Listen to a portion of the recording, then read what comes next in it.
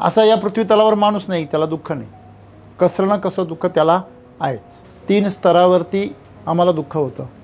पहिलं शारीरिक स्तरावरती, या शरीराला जे काही आयुष्य आराम पाहिजे, त्याला जी काही मौज मजा पाहिजे ती करता न येणं, हे याचं पण एक दुःख आहे. आणि सगळ्यात शेवटी जे आहे ते म्हणजे मृत्यूचं दुःख आहे. या शरीराला सगळ्यात मोठं दुःख मृत्यूचं आहे. विचारांचा एक प्रवाह असतो, त्या प्रवाहाने विचार वाहत असतात आणि त्या विचारांना कुणीतरी अडथळा आणला की आम्हाला त्रास होतो, दुःख होतं. म्हणजे दुःखाची निर्मिती ही मुळातच कमजोरीतून येते. सशक्त जो आहे, जो सामर्थ्यशाली आहे, त्याला दुःख होण्याचं काही कारण नाही. की आमच्या परंपरेमध्ये मानसिक लेवलला स्वास्थ्य निर्माण करण्यासाठी, सामर्थ्यशाली होण्यासाठी खूप साऱ्या विधी आहे, खूप सारी पथ्ये आहे. एक वेळ शारीरिक स्तरावरचं दुःख प्रकृतीच्या संपर्कामध्ये आहे. वातावरणातील बदल, तुम्हाला मिळणारं पोषण हे सर्व प्रकृतीवर अवलंबून आहे आणि म्हणून त्या ठिकाणी काही अंशी तर प्रकृती जबाबदार आहे, पण मानसिक स्तरावर संपूर्णपणे तुमच्या हातात आहे. तुम्ही तुमचं विचार, तुमचे चिंतन आहे ते कशा स्तरावर करता, तुम्ही कशाच्या विचारसरणीवर तुम्ही विचार करता त्याच्यावर तुमचं सुख आणि दुःख अवलंबून आहे. की ज्याप्रमाणे तुमचं शारीरिक स्तरावरती एक दुःख आहे, मानसिक स्तरावरती जे दुःख आहे हे अपेक्षा ज्या आपल्या आहेत त्याच्यातून निर्माण होतं. तुम्ही ज्यावेळेस काहीतरी अपेक्षा ठेवून जीवनाकडे बघता त्यावेळेस तुमचा अपेक्षाभंग होणं साहजिक आहे, कारण या जगामध्ये विविधता आहे. मानसिक दुःख तर अक्षरशः एक भ्रम आहे आणि या जगामध्ये, आजच्या जगामध्ये मानसिक दुःखासारखं दुसरं मोठं कारण नाही. बुद्धीला सगळ्यात जास्त महत्त्व द्यायला शिकवलं जातं आणि त्याच्यामुळे एक विशिष्ट पॅटर्न तुमच्या आयुष्यामध्ये तयार होतो. विचारांचा पॅटर्न तयार होतो, अपेक्षांचा पॅटर्न तयार असतो आणि तुम्ही कुठेतरी बघता जगामध्ये ते कॉपी करायला बघता आणि ते कॉपी केलेल्या जीवनाला तुम्ही अस्तित्व समजता. ही आजच्या जीवनाची सर्वात मोठी शोकांतिका आहे. भावनांच्या स्तरावर दुःख आहे.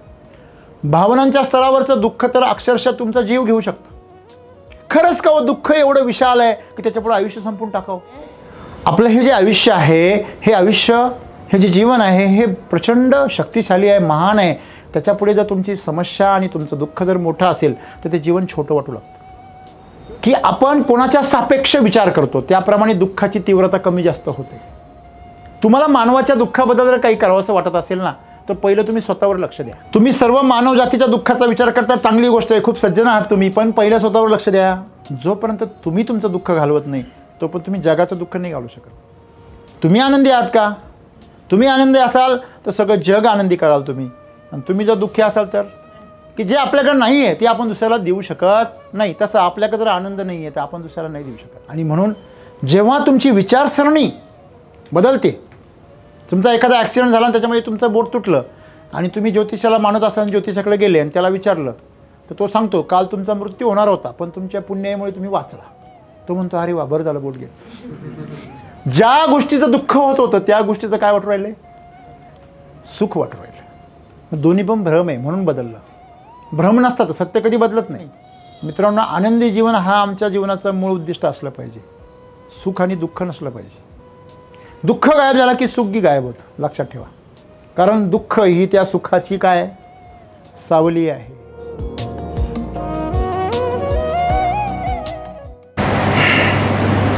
मित्र हो, सुख आणि दुःख मनुष्य जीवनामध्ये हा ऊन पावसांचा, ऊन सावलीचा खेळ आयुष्यभर चालू असतो. प्रत्येकाला असं वाटतं की मला सुख आणि सुखच मिळावं आणि तो त्याच्या मागे धावत असतो. मनुष्याकडून होणारे जी काही कर्म असतील, ज्या प्रक्रिया असतील, त्या सर्व प्रयत्न, ती प्रक्रिया, ते कर्म, कार्य हे सर्व त्याला सुखाकडे खेचणार असतं. पण तरीसुद्धा दुःख काही केलं कमी होत नाही. असा या पृथ्वी तलावर माणूस नाही त्याला दुःख नाही. कसं ना कसं दुःख त्याला आहेच. आता हे जे दुःख आहे हे काय आहे? दुःख हे आहे की जसं एखादी जखम असते आणि तिच्या वेदना होतात. मग ती जखम बाहेरून दिसत असेल किंवा ती आतून शरीराच्या एखाद्या इंद्रियाला झालेली असेल किंवा ती तुमच्या विचारांना, तुमच्या मनाला झालेली असेल, तशी तुमच्या भावनांना झालेली असेल. 3 स्तरावरती आम्हाला दुःख होतं. पहिलं शारीरिक स्तरावरती. शारीरिक स्तरावरती पहिलं दुःख आहे की पोषणच न मिळणं, कुपोषित राहणं, अन्नच न मिळणं, जगण्यासाठी जे मूलभूत आवश्यक आहेत त्याची भरपाई न करता येणं, ह्याच्यासारखं दुसरं दुःख या जगात नाही. असे खूप सारे लोक आहेत, त्यांना अन्नच मिळत नाही, पोटभर मिळत नाही, पोषक मिळत नाही. हा महत्त्वाचा मुद्दा आहे. चला, एकूण तिकून अन्न मिळालं. शारीरिक व्याधी आणि आजारांनी ग्रस्त असं शरीर असतं. मग आजार आणि रोग हे एक दुःख आहे. त्याच्यानंतर सर्वात महत्त्वाचं दुःख जे आहे ते म्हणजे या शरीराला जे काही आयुष्य आराम पाहिजे, त्याला जी काही मौज मजा पाहिजे ती करता न येणं, हे याचं पण एक दुःख आहे.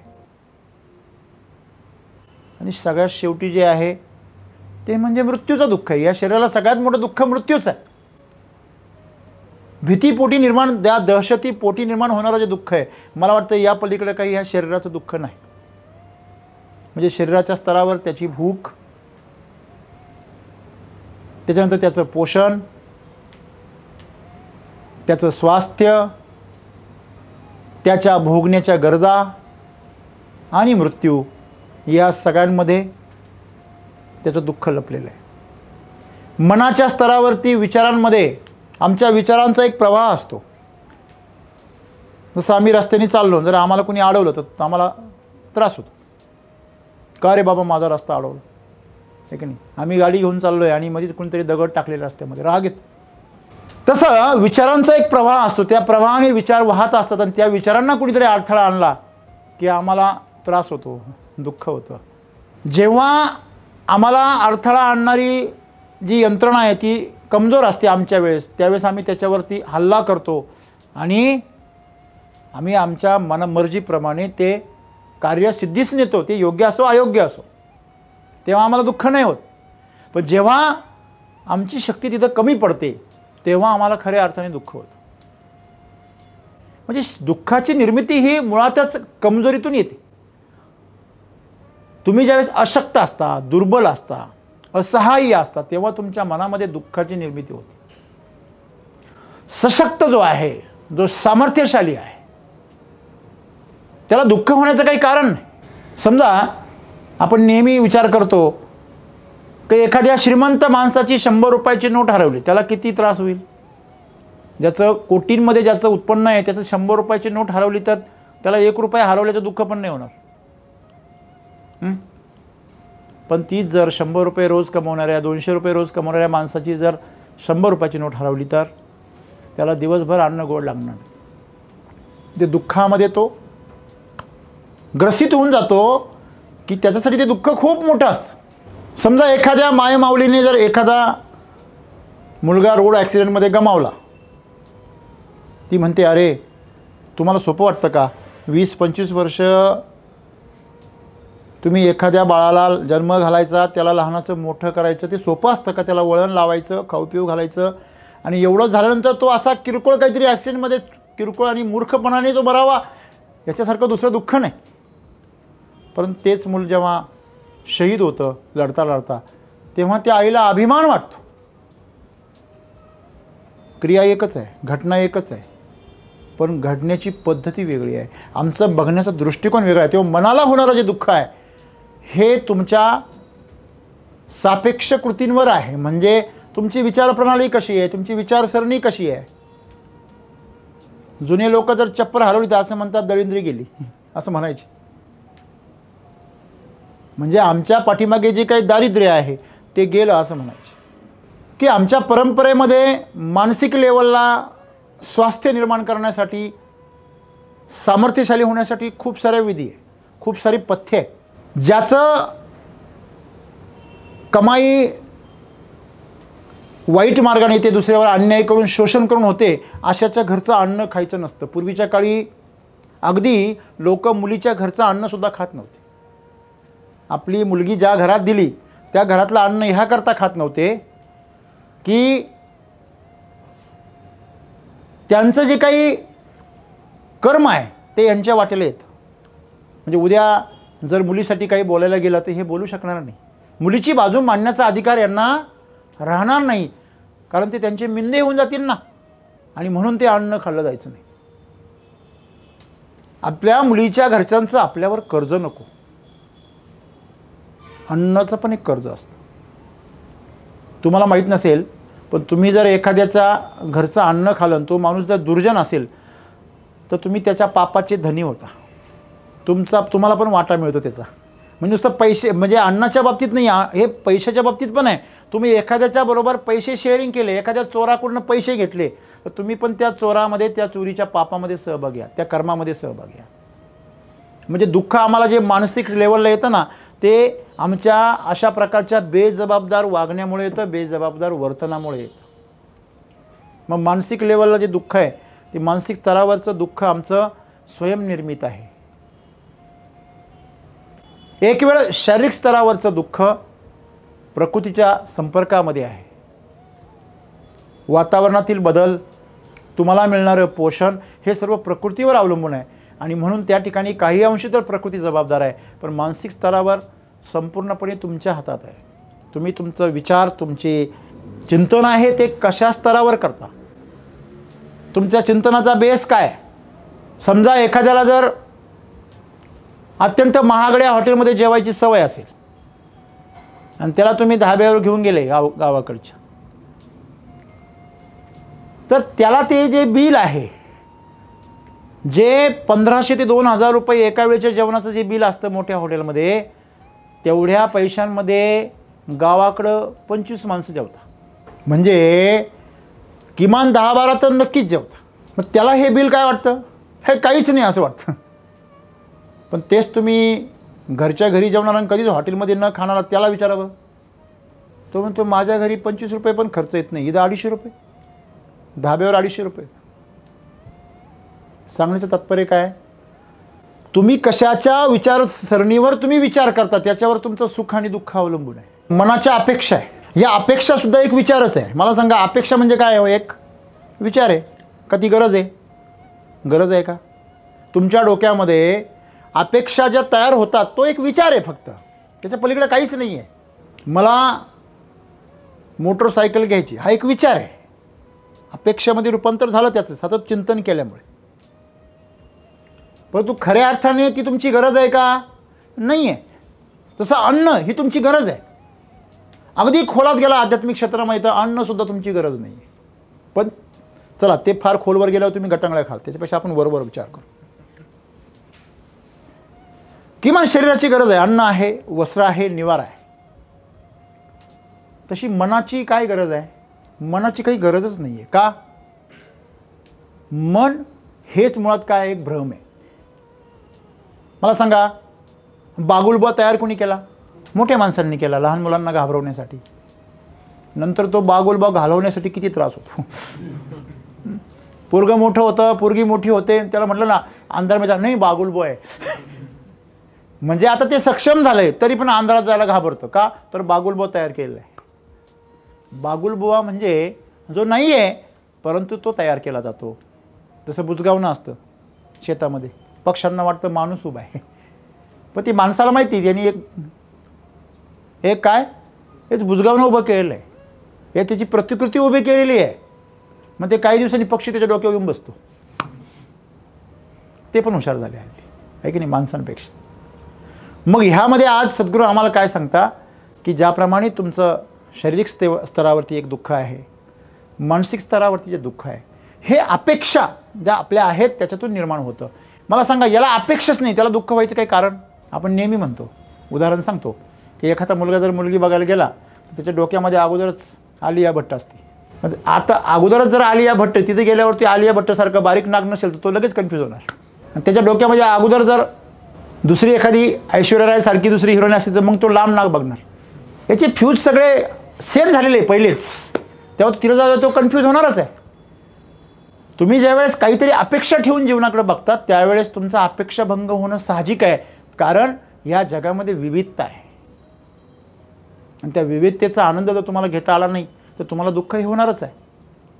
आणि दुःख जे आहे हे आमचं निर्मित केलेलं आहे. मानसिक दुःख तर अक्षरशः एक भ्रम आहे. आणि या जगामध्ये, आजच्या जगामध्ये मानसिक दुःखासारखं दुसरं मोठं कारण नाही. आत्ताच्या शिकलेल्या सवरलेल्या सुशिक्षित पिढींना बुद्धीला सगळ्यात जास्त महत्त्व द्यायला शिकवलं जातं. आणि त्याच्यामुळे एक विशिष्ट पॅटर्न तुमच्या आयुष्यामध्ये तयार होतो, विचारांचा पॅटर्न तयार होतो, अपेक्षांचा पॅटर्न तयार असतो आणि तुम्ही कुठेतरी बघता जगामध्ये ते कॉपी करायला बघता आणि ते कॉपी केलेल्या जीवनाला तुम्ही अस्तित्व समजता. ही आजच्या जीवनाची सर्वात मोठी शोकांतिका आहे. आणि म्हणून सद्गुरू आज आम्हाला सांगता की शारीरिक स्तरावरचं जे दुःख आहे, मानसिक स्तरावरचं जे दुःख आहे, भावनांच्या स्तरावर दुःख आहे. भावनांच्या स्तरावरचं दुःख तर अक्षरशः तुमचा जीव घेऊ शकतं. इथं उपस्थित असलेला असा कोणता जीव इथं आहे तुमच्यापैकी, जो ऐकतोय त्यांच्यापैकी, की त्याच्या मनामध्ये 25 वर्षाचा होईपर्यंत एकदाही आत्महत्येचा विचार आला नाही? क्षणभर देखील असा विचार माझ्या मनात सर कधीच आला नाही. असं कुणी आहे? आहे? बोला आता. नाही सर, कितीतरी वेळा येऊन गेला हो. माझा पण आला असेल. तो जो विचार आमच्या डोक्यामध्ये आला, पण तो एवढा तीव्र नव्हता की तो आम्हाला गुरफटू शकेल. लगेच पुढच्या मिनिटामध्ये आम्हाला सावध झालो ना आम्हाला जागावं असं वाटलं, म्हणून आम्ही इथं आहोत. बरोबर आहे. आणि ज्यांना त्या विचारामध्ये तो एवढा गर्क झाला आणि भावना एवढी तीव्र झाली, तो तिथेच संपला. त्यांनी संपवलं आयुष्य. खरंच का हो, दुःख एवढं विशाल आहे की त्याच्यापुढे आयुष्य संपून टाकावं? दुःख एवढं मोठं आहे? नाही, तुमचं आयुष्य छोटं आहे. दुःख तर तेवढंच आहे, पण आयुष्य तुमचं छोटं आहे, त्याच्यामुळे तुम्ही ते संपून टाकता. ज्याचं जेवढं छोटं असतं ते तेवढं संपून टाकतो, ज्याचं जेवढं मोठं असतं ते संपूर्ण शक्य नाही. एखाद्याने ठरवलं काय की सगळे आपल्याकडचे असलेले पैसे खर्च करून टाकायचे आजच्या आज. हां, एखाद्याला 1000 रुपये खर्च होत नाही दिवसभर. हॅलो. आणि एखाद्याला कोटी पण नाही पुरत. हॅलो. बरोबर आहे की नाही? म्हणजे आपलं हे जे आयुष्य आहे, हे आयुष्य, हे जे जीवन आहे, हे प्रचंड शक्तिशाली आहे, महान आहे. त्याच्यापुढे जर तुमची समस्या आणि तुमचं दुःख जर मोठं असेल तर ते जीवन छोटं वाटू लागतं, किंवा ते छोटंच असतं तुमचं. बरोबर आहे. बघा, जी माणसं दुसऱ्यामध्ये शेअरिंग करत नाही, दुसऱ्याबरोबर गप्पा मारत नाही, मनमोकळेपणाने राहत नाही, खात पित नाही एकमेकाबरोबर, जी माणसं समाजामध्ये किंवा इतर मानवांमध्ये किंवा इतर प्राणी जीवांमध्ये या अस्तित्वामध्ये स्वतःला मिसळत नाही, अशा माणसांचं जीवन छोटं असतं आणि तेच आत्महत्या करतात. असं माणसात वावरणारा आणि एकमेकाबरोबर आपल्या भावना विचार शेअर करणारा माणूस सहसा आत्महत्या करत नाही. बरोबर आहे. म्हणजे प्रकृतीसुद्धा आत्महत्या त्यालाच करायला होते जो कमजोर आहे. आणि दुःखाचा डोंगर त्याच्याच पुढेच असतो, कारण तो छोटा असतो. मला सांगा, तुम्ही मुंगी पुढे केवढे, मुंगी जर असली तुमच्या सेवेजवळ, मुंगी जर अशी पाहत असेल तुमच्याकडं, केवढा मोठा डोंगर उभा आहे. हां, तिच्यासाठी तुम्ही या जगातला सर्वात उंच प्राणी असाल. हॅलो. बरोबर आहे की नाही? आणि तुम्हाला डायनोसॉरच्या पुढे उभं केलं तर मग तुम्ही मुंगी. म्हणजे सांगण्याचं तात्पर्य असं की आपण कोणाच्या सापेक्ष विचार करतो त्याप्रमाणे दुःखाची तीव्रता कमी जास्त होते. म्हणून सद्गुरू आम्हाला असं सांगता की जर तुम्हाला मानवाच्या दुःखाबद्दल जर काही करावंसं वाटत असेल ना, तर पहिलं तुम्ही स्वतःवर लक्ष द्या. कोणावर? स्वतःवर. हे आम्ही फार विशाल महान आहोत, आहे की नाही? जेव्हा आम्ही नैराश्यामध्ये जातो ना, तेव्हा आम्ही फार मुंगीपेक्षा बारीक होतो. जेव्हा आम्ही अहंकारामध्ये येतो ना, तेव्हा आम्ही मग त्या हत्तीपेक्षाही मोठा असतो. हां, म्हणजे आमची जी काही अस्तित्व आहे आमचं, ते अस्तित्व हे आमच्या विचारसरणी व आमच्या दृष्टिकोनावर आहे. आमचा दृष्टिकोन आता विशाल आहे, आमचा दृष्टिकोन आता सूक्ष्म आहे, क्षुद्र आहे, ह्याच्यावर अवलंबून आहे. आणि म्हणून सद्गुरू काय म्हणतात, पहिलं स्वतःवर लक्ष द्या. तुम्ही सर्व मानव जातीच्या दुःखाचा विचार करता, चांगली गोष्ट आहे, खूप सज्जन आहात तुम्ही, पण पहिलं स्वतःवर लक्ष द्या. का? जोपर्यंत तुम्ही तुमचं दुःख घालवत नाही तोपर्यंत तुम्ही जगाचं दुःख नाही घालवू शकत. मुळात तुम्हीच एक जगासाठी एक दुःख आहे, ही वास्तविकता आहे. मग तुम्हाला जर खऱ्या अर्थाने दुःख घालवायचं असेल तर पहिलं तुम्ही आनंदी व्हा. तुम्ही आनंदी आहात का? तुम्ही आनंदी असाल तर सगळं जग आनंदी कराल तुम्ही, आणि तुम्ही जर दुःखी असाल तर. मी नेहमी गमतीनं म्हणत असतो, मला एक अमेरिकन डॉलर द्या, एक अमेरिकन डॉलर द्या. देऊ शकता तुम्ही कोणी?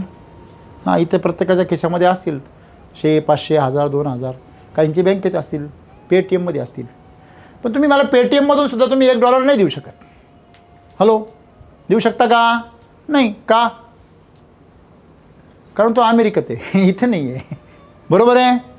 पण तुमच्याकडे मी रुपये मागितले तर लगेच द्याल. ओके, नाही द्यायची तर कमी कमी दाखवाल तरी. हाय हाय, आम्हाला हे बी नका समजू, आहे की नाही. तर सर्वात महत्त्वाचा मुद्दा काय आहे की जे आपल्याकडे नाही आहे ते आपण दुसऱ्याला देऊ शकत नाही. तसं आपल्याकडे जर आनंद नाही आहे तर आपण दुसऱ्याला नाही देऊ शकत. मग आपल्याकडे काय आहे? दुःख आहे. काही काही तर दुःख नाही, दुःखाळे. त्यांचं अख्खं आळं दुःखाने भरलेलं आहे. हां, नुसतं धक्का लावा, काय खरे नाही. तुला नाही इंटरेस्ट नाही, कशाला एवढा इंटरेस्ट घेतो? हे दुःखाळे. हां, तुला काय मोठं कलेक्टर करणार आहे का? लय पुढे पुढे पुढे पुढे तुझा. हां, जरा आरामशीर करायचं ना काम, असं म्हणणारे मित्र असतात दुःखाळे. दुसऱ्याचं चांगलं पाहत नाही, चांगलंच नाही वाईट बी नाही पाहत. काहींना खूप वाईट झालं का तरी पण दुःख होतं यांना. तो पुण्याचा जो मुलगा आहे ज्याने हिट अँड रन केलं, तो सुरुवातीला सगळ्यांना असं वाटतं याला पहिली शिक्षा व्हायला पाहिजे, हे आरोपी असं आहे असं आहे. आता पूर्ण फॅमिली अडकली आतमध्ये. आता सगळ्यांना क्यू यायला लागली त्यांची. क्यू बी येते का बरं? शिक्षा व्हायला पाहिजे एवढी पण नको. हां, मित्रांनो, हे मानवी मन आहे जे दोन्ही बाजूने काय करतं? गट्टांगळ्या खात असतं, हेलकावे घेत असतं. बरोबर आहे. आणि म्हणून आम्ही हे लक्षात ठेवलं पाहिजे की दुःख जे आहे ते तुम्हाला खरोखर जर घालवायचं आहे ना, माणसांचं दुःख घालवायचं आहे ना, तुम्ही पहिलं स्वतःकडे लक्ष द्या आणि स्वतःमधलं दुःख काय आहे ते शोधा पहिलं. जसं भगवान बुद्धांनी ते शोधलं आणि ते दूर करण्यासाठी पूर्ण जंग पछाडलं. हे महत्त्वाचं आहे. ते म्हणतात दुःख आहे मानवी जीवनामध्ये आणि त्याचं कारण पण आहे. दुःख आहे आणि त्याचं कारण पण आहे. म्हणून मित्रांनो, जीवनामध्ये खरोखर तुम्हाला असं वाटत असेल की दुःख नाहीसं करावं आपलं सर्वांचं, तर पहिलं स्वतःकडे लक्ष द्या, मग इतरांकडे लक्ष द्या. कदाचित त्या इतरांच्या दुःखाचं कारण तुम्ही तर नाही. हां, मग ते परिवार असेल, मित्रपरिवार असेल, समाज असेल. म्हणजे आज आम्ही हे लक्षात ठेवलं पाहिजे की दुःख दूर करण्याचा सर्वात सुंदर असा नाही, एकदम चांगला मार्ग असा आहे की स्वतःकडे लक्ष द्या, स्वतःमधलं दुःख शोधा आणि त्याची कारणं शोधा. शरीरामध्ये दुःख असेल तर कमजोरी असेल तुमच्यामध्ये, तुमचा आहार आणि विहार शोधा.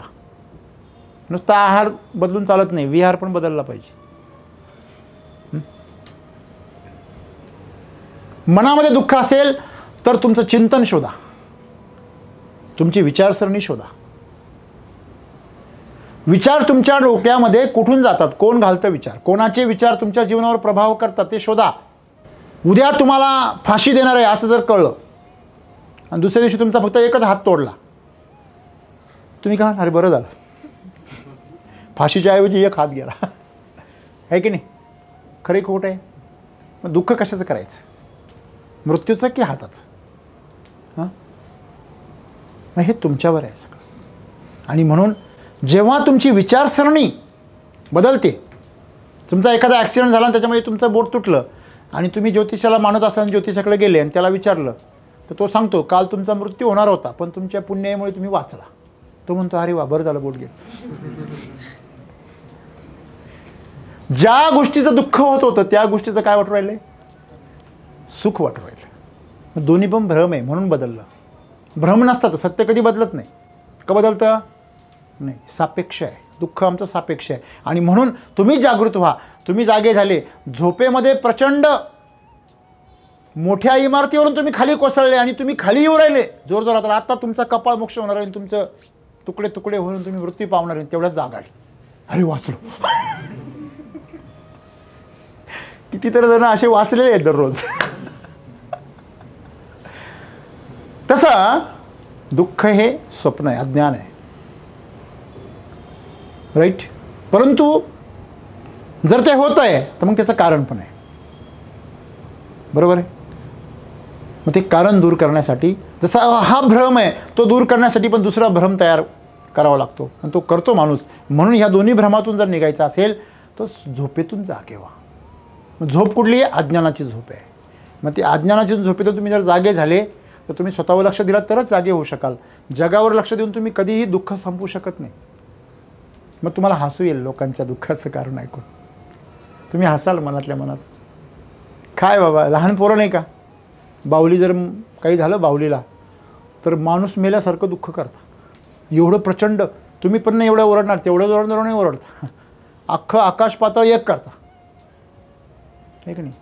मग तुम्ही जाता आणि ती फक्त त्या खटकीतून निघाली असते, परत खटकीत बसून देता.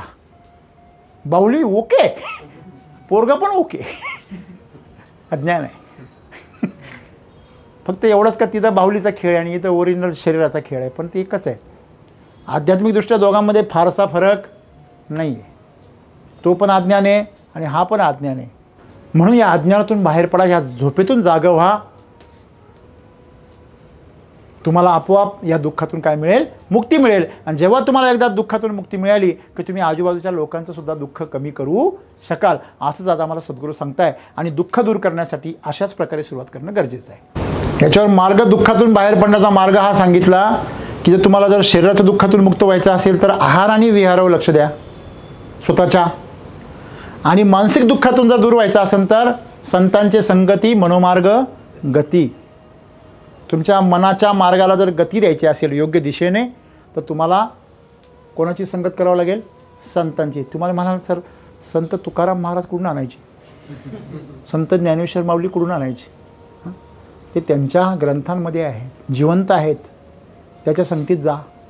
त्यांच्या विचारांची संगत म्हणजेच त्यांची संगत. एकदा तुम्ही त्यांच्या संगतीत राहायला शिकले की आपोआप नको असलेली संगत काय होते?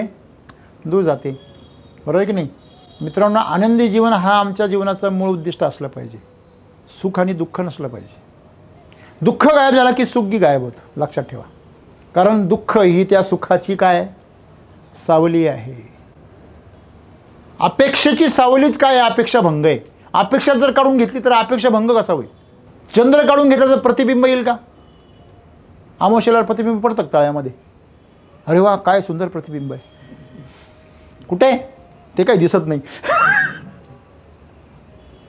असं आहे. दुःख हे त्या सुखाची सावली आहे. सुख आमचा भ्रम आहे आणि त्या भ्रमाची सावली पडते. आणि म्हणून जर तुम्हाला शरीराचं दुःख घालवायचं असेल तर आजपासून संकल्प करा. आहाराच्या बाबतीमध्ये जागृत व्हा. सात्विक आहार करा. तामसिक आणि राजसिक होऊ नका. तामसिक म्हणजे ज्याने आळस येतो आणि राजसी म्हणजे त्यांनी फक्त मनोरंजन होतं. अरे काय भारी आहे, ताकद काहीच नाही, सगळं फास्ट फूड राजसी आहार आहे. आहार सात्विक ठेवा आणि विहारामध्ये काय आणा? नीती नियम आणा, साधना आणा, योग आणा. तुम्ही योगासनं, सूर्यनमस्कार, प्राणायाम जर करायला शिकलात तर तुमच्या आहारामध्ये, विहारामध्ये पण काय येईल? एक संतुलितपणा येईल. मग त्यांनी तुमचं शरीर काय होईल? स्वस्थ होईल. आणि ते अशा स्वस्थ शरीराच्या पुढे कुठलंच दुःख नाही. मन तुमचा चांगल्या विचारांच्या संगतीमध्ये आणा. सुसंगती सदा घडो, सुजन वाक्य कानी पडो. अशा प्रकारे असं संगीत ऐका ज्या संगीताने तुम्हाला शांत वाटतं. असं संगीत ऐकू नका ज्याने तुम्ही भ्रमिष्ट होता, केस ताट उभे राहता असे. शॉक लागा, शॉक लागा, शॉक लागा, हे की नाही? म्हणजे हे जीवन सुंदरपणे जगा. काहीतरी विकृतपणे जगू नका. इकडे फाडा, तिकडे फाडा कपडे. हां, मनाला पण काहीतरी विकृत सवय लावा. धूर जास्त झाला तर माणसं घाबरून लांब पडता की नाही? नको, गुदमरतो जीव. सिगरेटवाले काय करतात? बिडीवाले, सिगरेटवाले तो तयार करून मध्ये सोडता. माहिती आहे, त्याच्यावर लिहिलं आहे. काय होतो? हां, तुम्ही लवकर कॅन्सल व्हाल या जीवनामधून, राईट? तर हे जे सगळं दुःख आहे हा आमचं निर्मित आहे. म्हणून शरीर असेल, मन असेल, या सगळ्यांच्या बाबतीमध्ये तुम्ही जर सुंदरपणे जगायला लागलात तुमच्या भावना आपोआप सुंदर होतात. भावनांसाठी काही करावं लागत नाही. आणि म्हणून सर्वात महत्त्वाची गोष्ट, हे सगळं करण्यासाठी लक्ष कुठं पाहिजे? स्वतःवर पाहिजे. हेच सद्गुरू आज सांगतात. धन्यवाद.